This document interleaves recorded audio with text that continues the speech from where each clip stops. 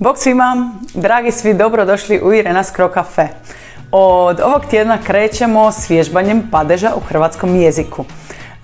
Počinjemo s nominativom.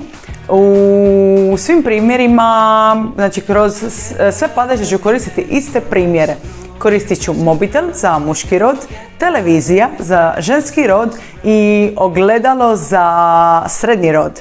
Idemo vidjeti jednu rečenicu u jednini i jednu rečenicu u množini, tako da možete vidjeti promjene koje se događaju. Mobitel je skup. Mobiteli su skupi. Televizija je skupa. Televizije su skupe. Ogledalo je skupo. Ogledala su skupa.